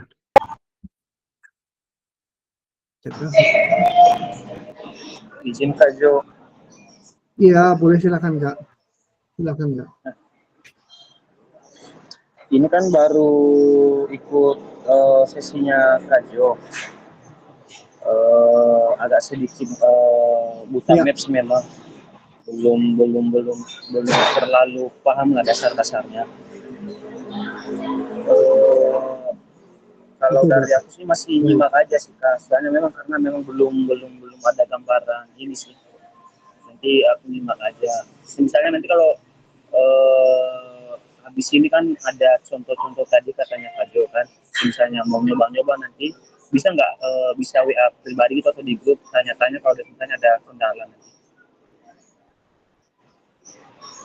Bisa Kak, bisa. Jadi memang Kak Jo makanya mungkin malamnya kan coba untuk membatasi untuk mencoba memperlihatkan dulu gitu ya. Jadi ya harapannya sih setidaknya dari ini teman-teman bisa melihat bagaimana gambarannya big data analisis gitu ya. Itu harapan dari Kak Jo sih. Memang kalau untuk codingnya ini memang untuk teman-teman yang baru memang ini memang perlu ada, sebetulnya memang diperlukan memang sesi khusus lagi gitu ya. Artinya terutama teman-teman yang baru bergabung karena memang agak cukup banyak ya yang sudah dikerjakan atau sudah di-sharekan oleh Pak Surya begitu. Mungkin nggak setelah ini mungkin kalau teman-teman mau memang berdiskusi secara pribadi atau memang harus apa namanya perlu bantuan, silahkan teman-teman dengan senang hati Kak Jo akan membantu begitu ya. Memang sebenarnya tujuan malam ini sebenarnya Kak Jo itu hanya mengulang konsepnya dulu lalu kemudian menunjukkan bagaimana teman-teman itu bermain dengan big data secara real gitu ya. Harapannya seenggak-enggaknya kalau untuk masalah teknis codingnya memang mungkin apa ya, teman-teman memang ini memang perlu memang benar pendalaman gitu ya. Artinya belajarnya memang tidak langsung seperti ini sebetulnya sih memang. Kak Jo sampaikan di malam itu paling enggak mencoba untuk memberikan atau mendasari dulu bagaimana teman-teman yang baru sekalipun itu bisa paling enggak at least dapat gambaran dulu gitu. Kalau untuk teknis codingnya memang nanti Kak Jo kan coba membantu gitu ya, coba membantu dengan memberikan apa namanya mungkin sesi khusus begitu ya, supaya antara teman-teman yang mungkin sudah ngikuti dari awal dengan teman-teman yang barusan masuk ini memang harapannya nggak jomplang gitu ya. Begitu sih Kak, mungkin itu. Terima kasih. Siap Kak Jo, terima kasih. Iya, jadi paling nggak teman-teman kan jadi tahu ya bagaimana ya sebenarnya konsepnya DAS-nya itu sebetulnya dipakai karena DAS itu sekali lagi untuk mempercepat proses. Karena gini, gambarnya kita punya data yang besar, tapi kita nganalisa ini lama kan, karena gini, gampangnya big data itu sebetulnya, big data analysis sebenarnya kita pakai untuk membuat keputusan nanti ujung-ujungnya. Ya contoh seperti ini, misalkan contoh ya, kita punya gambar ini, lalu kemudian, lah emang kalau udah punya gambar gini mau diapain sih Kak Jo, begitu kan. Harapannya adalah sebetulnya dari visualisasi data yang kita punya, itu kita jadi bisa punya sebuah gambaran gitu. Dari grafik ini paling nggak ada sesuatu yang bisa kita dapatkan bahwa ternyata temperaturnya ini bervariasi dari kira-kira dari mulai sekitar di atas 20 derajat, dari 22 sampai di atas 30 derajat. Lalu kemudian kelembapannya itu dari sekitar 30 sekian sampai bahkan ada sampai menyentuh 100 gitu ya, 100% maksudnya. Nah itu harapannya jadi kita bisa mendapatkan sesuatu mendapatkan insight sebetulnya tujuannya. Atau misalkan kalau misalnya kasusnya bukan sensor seperti ini, teman-teman itu punya, mungkin kajian nanti kan coba juga akan berikan data yang mungkin tidak hanya berupa sensor seperti itu, tapi mungkin data yang misalkan dari data mahasiswa aja, misalkan IPK gitu ya. Nah kita bisa memprediksi kalau misalnya dari semester awal 1 IPK-nya berapa sampai kemudian semester 6 gitu IPK-nya berapa. Nah, kita bisa prediksi berapa lama kita akan lulus, apakah memang IPK kita bisa sampai misal nih, kita bisa lulus dengan cum laude misalnya seperti ini. Nah, apakah bisa? Ya itu bisa kita lakukan dengan menggunakan analisa big data seperti ini sebetulnya. Itu ya teman-teman. Lalu kemudian Kak Jo lanjutkan dulu. Jadi ini empat-empatnya udah ke gambar. Lalu kemudian nah ini. Sekarang gunanya adalah ini, kita lakukan data analisis. Jadi ya, setelah kita dapat visualisasi datanya sudah bersih tadi. Datanya tuh sekali lagi harus kita bersihkan dari awal supaya ya data itu benar-benar yang kita proses itu benar-benar data yang memang sudah memang dipastikan dia tidak ada data outlier, tidak ada data-data lagi yang harus kita harus bersihkan ulang begitu ya. Karena sekali lagi kalau data itu nggak bersih ya permasalahannya adalah analisa kita jadi nggak akurat. Itu akan menjadi sebuah bias sebetulnya, jadi bias.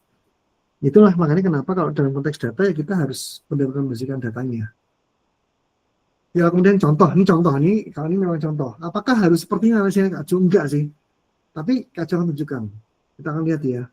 Dari 4 kolom tadi, kemudian mau dicari ini nih. DF clean itu maksudnya adalah kita ambil variabel dari yang terakhir yang kita buat ini. Ini sampai Kak Jo jelaskan pelan-pelan untuk yang mungkin sampai yang baru bisa mengikuti alur codingnya karena Kak Jo tadi udah yakin bahwa ini background-nya berbeda-beda soalnya.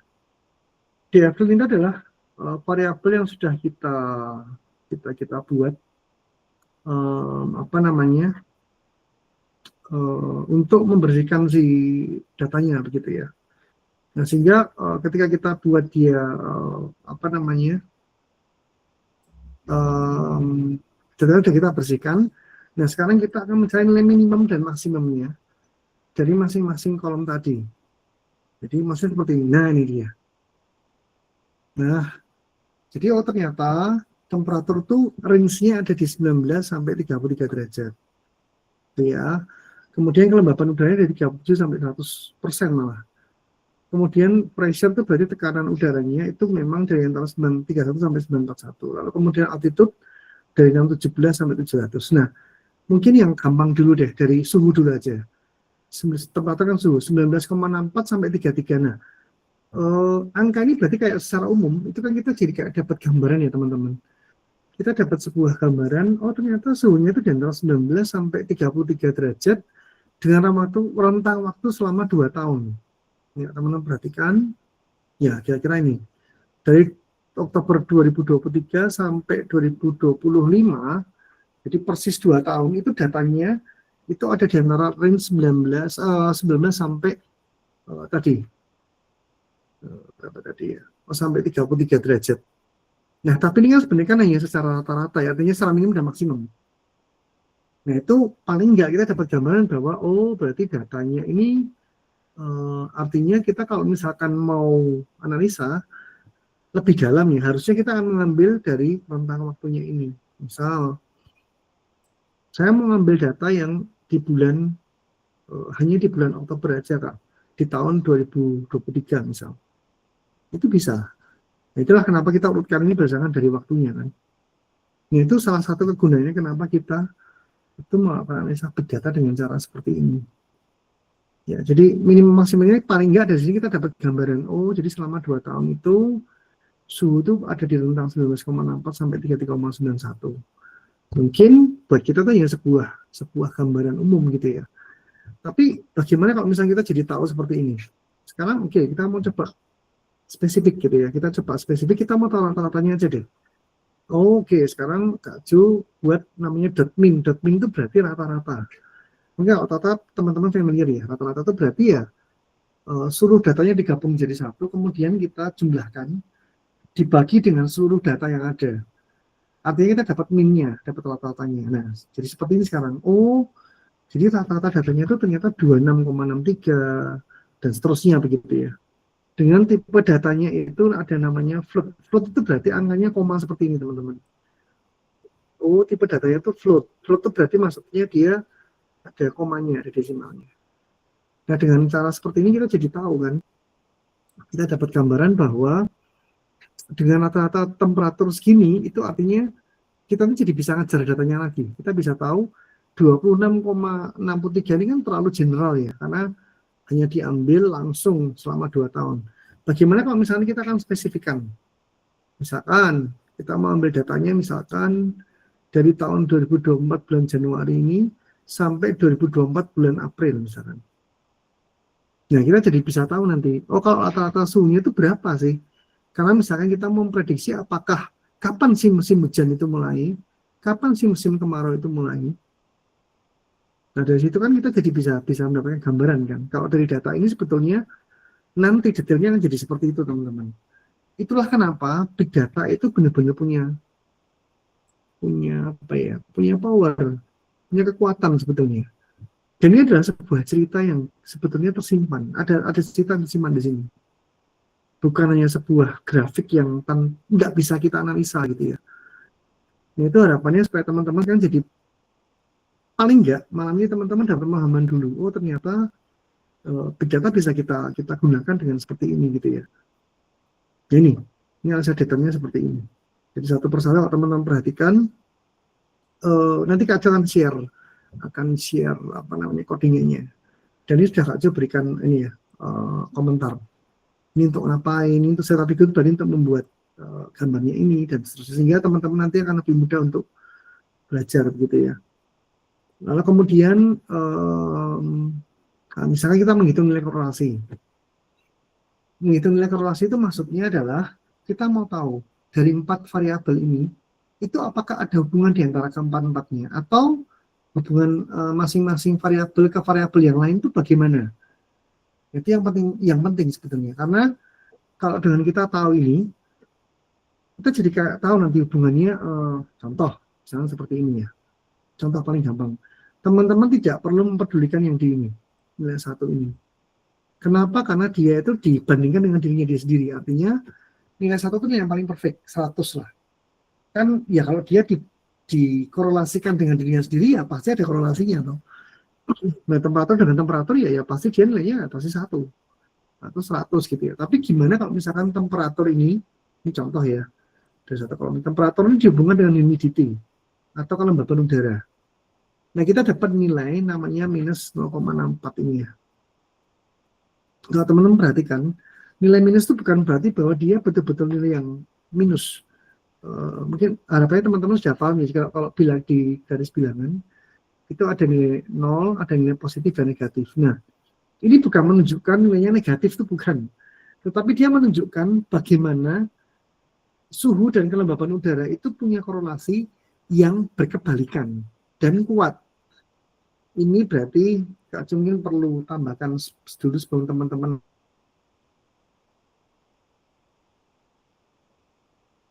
nanti ini. Ini pasti error.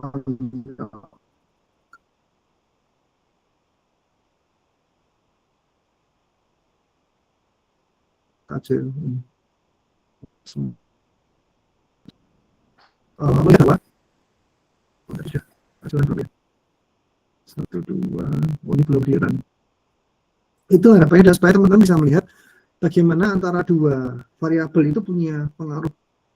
Misalnya tadi temperatur dengan suhu gitu ya. temperatur dengan kelembaban itu ternyata punya nilai minus 0,64. Itu berarti artinya kalau suhunya itu naik, kelembaban udaranya akan turun. Tapi kebalikannya, kalau kelembaban udaranya itu naik, berarti suhunya yang turun. Nah itu kita jadi punya kayak semacam gambaran, oh kalau suhunya itu turun, udara di sekitar kita jadi lembab.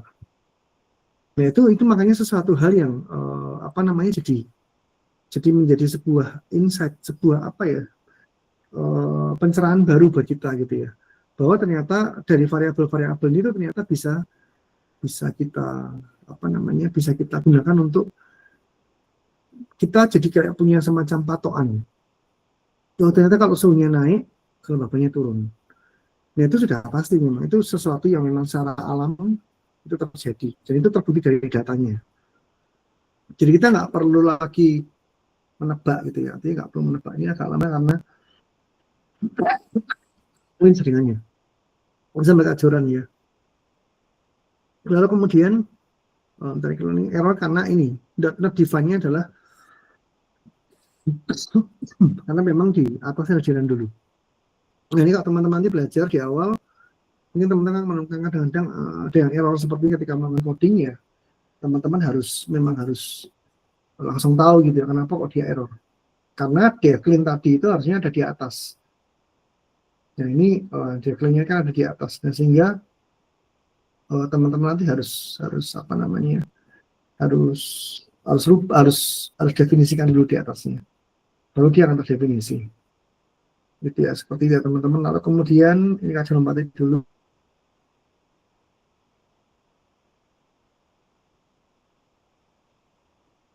Terus lalu kemudian sekarang dari bagian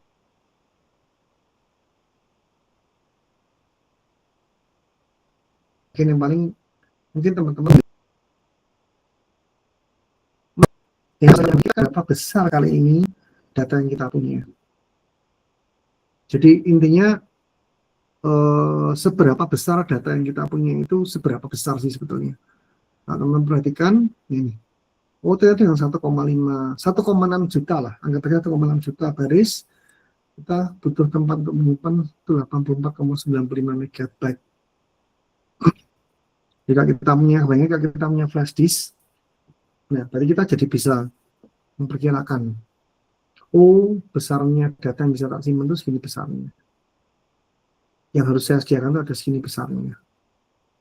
Itu dari sisi apa namanya volumenya. Ini 5V yang tadi diterapkan sekarang. Variety berarti tipe datanya. Oh, ternyata kalau ini tipe datanya memang tidak bervariasi, tetapi masih dalam satu tipe yang sama. Kalau tipenya float, artinya semua bilangan kan float itu berarti tipe bilangan yang koma semua. Jadi angkanya itu boleh ada komanya. Misalkan 3,6, 3,8. Tapi kalau integer itu berarti bilangannya bulat. Tidak boleh berupa pecahan, tidak boleh berupa koma, itu maksudnya. Kalau dengan kita mengetahui tipe datanya, kita nanti jadi bisa tahu kalau kita mau mengolah datanya harus saya apakan dulu. Harus saya konversi dulu kah? Atau saya biarkan? Atau harus apa yang saya lakukan? Itu ya teman-teman. Jadi esensinya teman-teman belajar big data itu seperti ini. Lalu kemudian setelah belajar data, kemudian kalau veracity itu berarti seberapa data itu memang benar-benar sudah kita pastikan bahwa datanya itu memang betul-betul memang reliable. Datanya itu benar-benar sudah bisa kita percaya gitu ya. Artinya data itu memang sudah valid. Ya, cara tahu validnya dari mana Kak Jo? Nah, ini nilai yang jangan sampai ada data yang sudah di Kak Jo awal sampaikan di awal tidak boleh ada data yang not available. Itu nggak boleh. Ini kalau teman-teman perhatikan, udah kita cek kok ternyata mau semua. Artinya setiap kolom itu bersih, tidak ada data yang bermasalah. Tipenya ternyata integer. Lalu kemudian ada missing value, nilai 0 juga tidak ada. Berarti kita sudah bisa pastikan bahwa data yang kita punya itu berarti data yang memang benar-benar sudah memang bersih.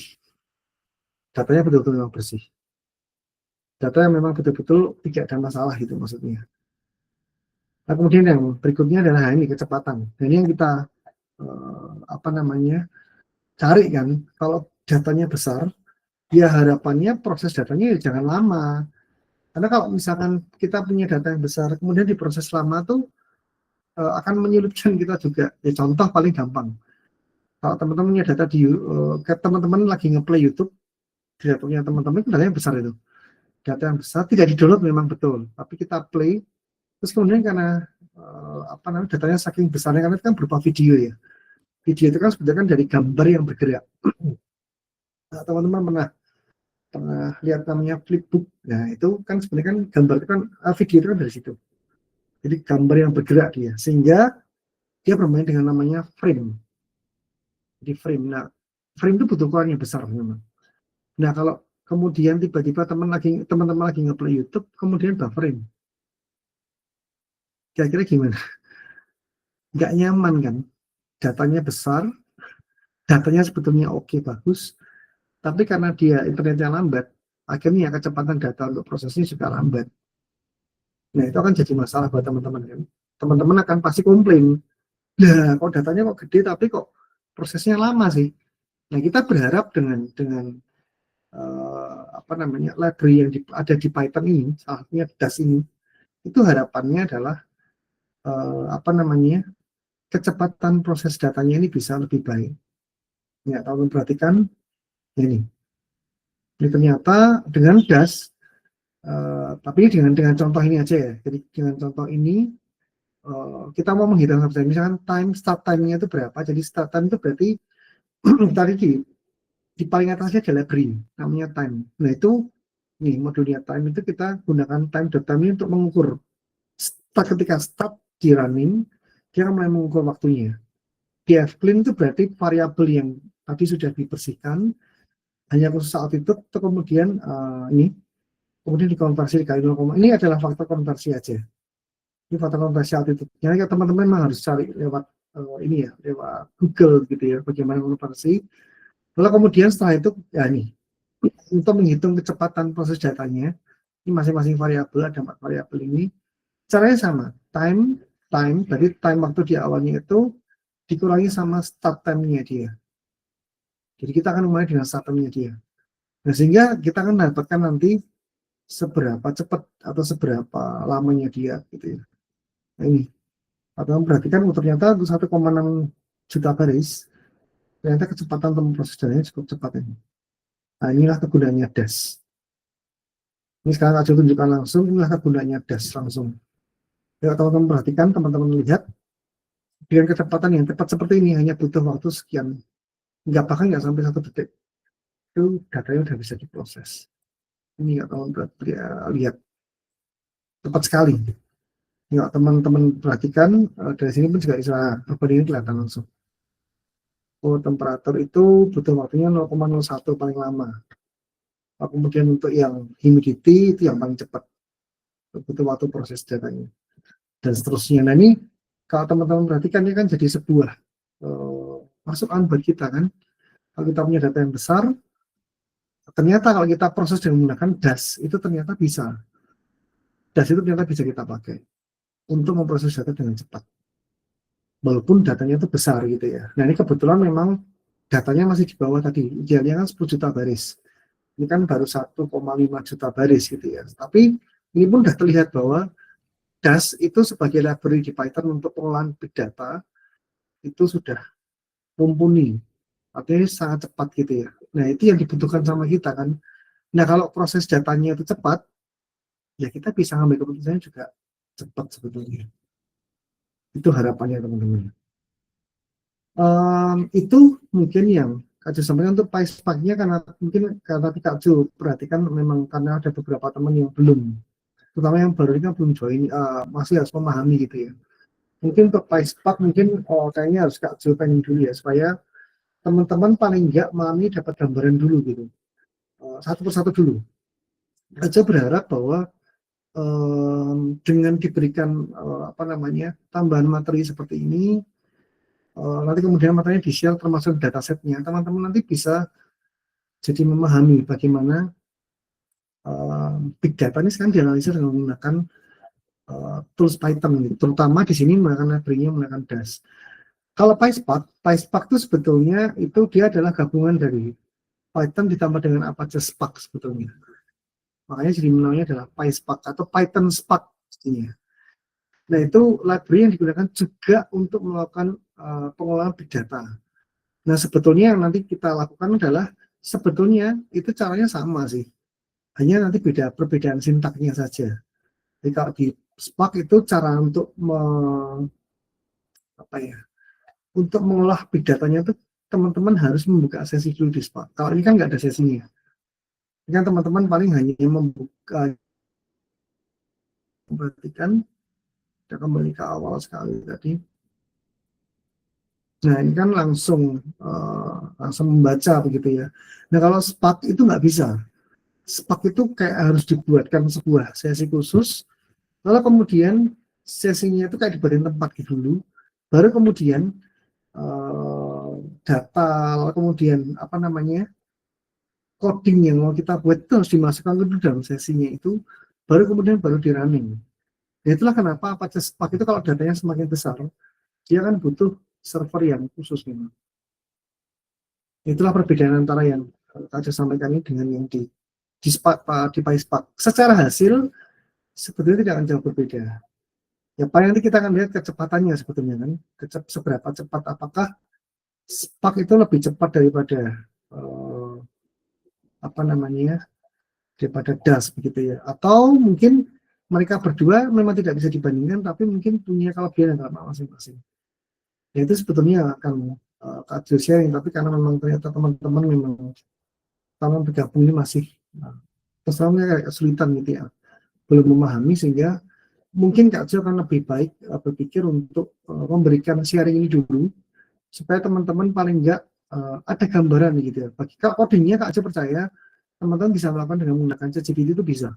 ChatGPT, menggunakan AI, tapi yang perlu teman-teman pahami adalah tadi itu step-stepnya untuk melakukan pembersihan data, kemudian sampai data itu bersih, baru kemudian teman-teman bisa melakukan contoh. Kalau yang diajarkan di perkuliahan adalah melakukan regresi atau melakukan prediksi gitu ya.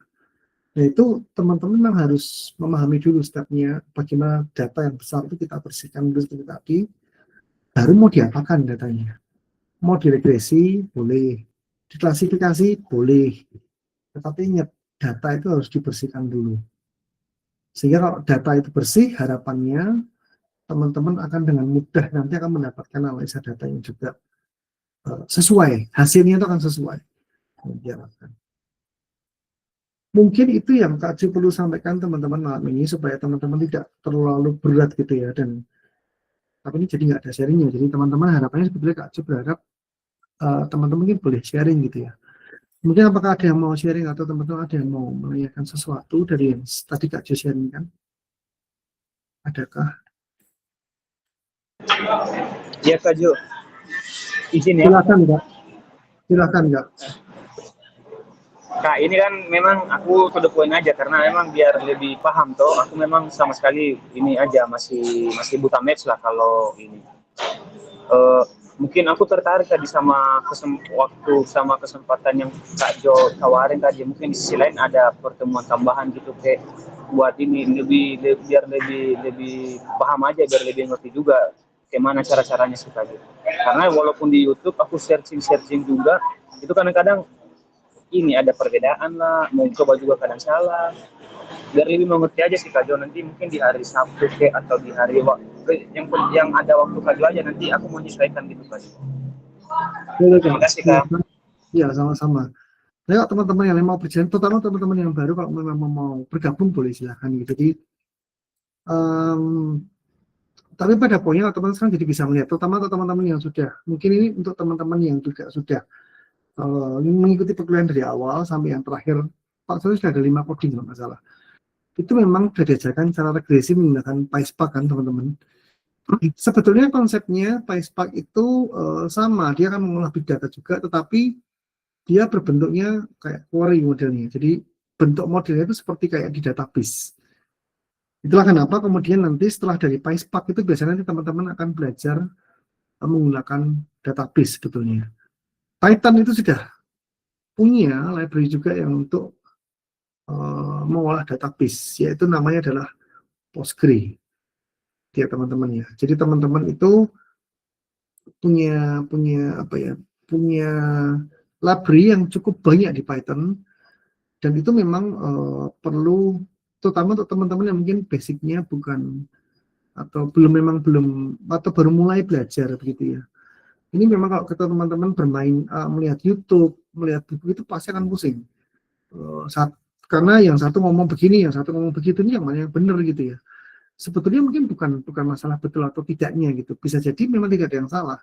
Hanya caranya mereka membuat atau mengolahnya data atau melakukan tekniknya itu memang bisa berbagai macam cara gitu ya. Nah, salah satunya tadi itu yang paling sederhana. Jadi yang apa yang Kak Jo sampaikan malam ini adalah sesuatu yang sangat sederhana. Sebetulnya tidak berbelit-belit begitu ya. Harapannya supaya teman-teman ini baik yang sudah mengikuti perkuliahan dari awal maupun yang baru bergabung, ini harapannya paling tidak malam ini teman-teman dapat gambaran yang secara jelas begitu ya. Itu sih teman-teman yang perlu saya sampaikan. Apakah mungkin ada yang mau sharing yang lain atau mungkin mau bertanya, atau saya nggak tahu, karena setahu Kak Jo yang baru bergabung itu cukup banyak kemarin, dan teman-teman itu ada dari berbagai macam latar belakang. Kalau Kak Jo perhatikan, ada memang dari fisika, ada yang memang mungkin bukan dari eksakta begitu ya. Nah, ini yang akan menjadi sebuah challenge, tantangan sih, karena memang kalau Kak Jo sendiri kebetulan memang dulu backgroundnya memang langsung dari teknik, sehingga untuk adaptasi memang lebih cepat gitu. Tapi harapannya teman-teman yang sekarang bukan dari teknik atau non eksakta pun itu juga bisa mempercepat dengan menggunakan AI. Ditambah memang teman-teman harus ada teman sharing sih. Kalau dari pengalaman Kak Jo memang itu yang harus dilakukan. Karena kalau tidak, teman-teman nggak bisa apa-apa nanti. Sulit gitu. Artinya kalau menggunakan AI sekalipun, yang terjadi adalah teman-teman hanya sekedar copy paste nanti. Itu yang Kak Jo khawatirkan gitu ya. Dan akibatnya kemudian kalau sudah copy paste ya teman-teman juga nggak tahu apa gitu ya. Mungkin codingnya benar, pas, betul.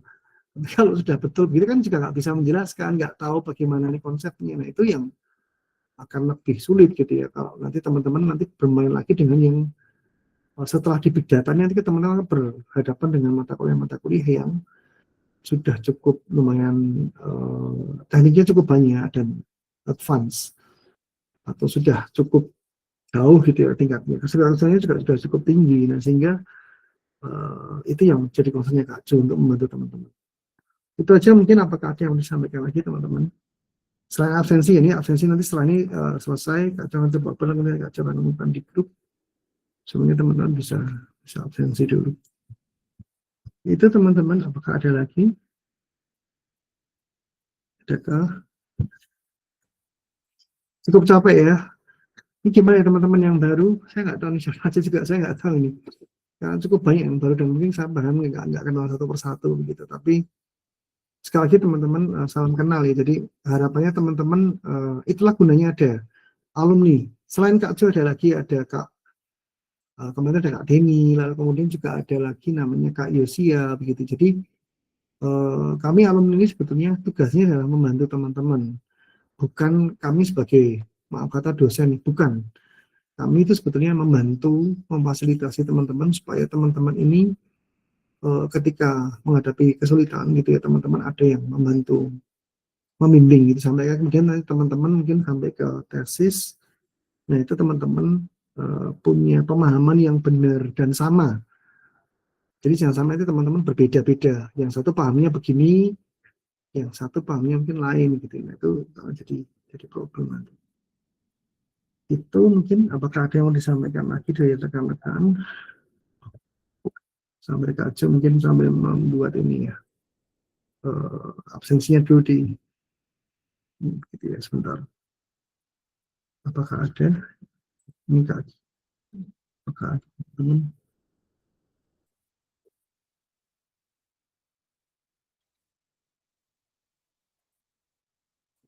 Oke, sebentar ya, ada pertanyaan dari Kak Toga lagi ya.